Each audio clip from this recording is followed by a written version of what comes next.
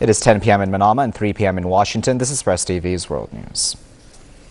In Bahrain, a military court has sentenced 8 senior opposition figures to life behind bars. This despite the lifting of the martial law earlier this month. Here's more on that story.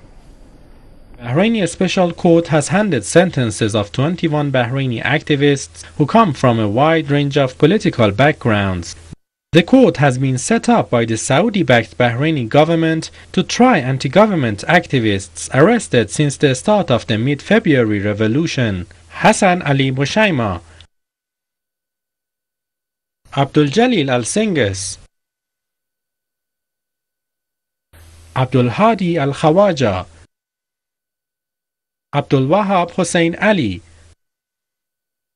Abdul Jalil Al-Miqdad, Saeed Mirza Al-Nouri, Muhammad Habib Al-Saffaf, and Saeed Al-Shahabi, who has been tried in absentia, are 8 of the defendants who have received life sentences.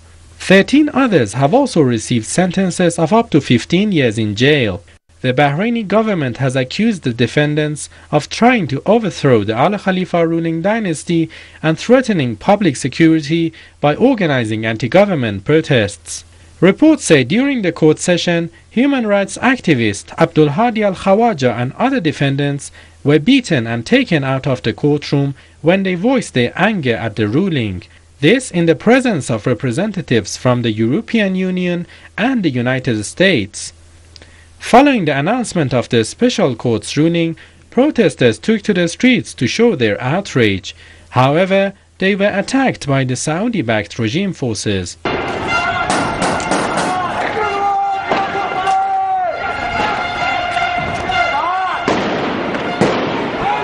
The verdicts come more than 4 months after the start of Saudi-backed forces' brutal crackdown on anti-government protests.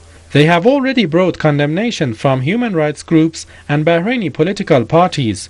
International rights group Human Rights First says the defendants received a sham trial. This was not a fair or proper legal process by any standard. There was evidence of torture, denial of proper contact with lawyers, and failure to provide basic legal safeguards. This was a sham trial, another stain on Bahrain's already discredited human rights record.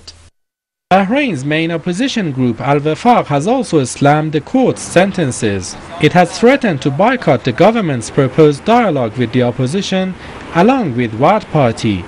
It remains to be seen whether the verdicts will leave any room for the government's proposed dialogue with the opposition.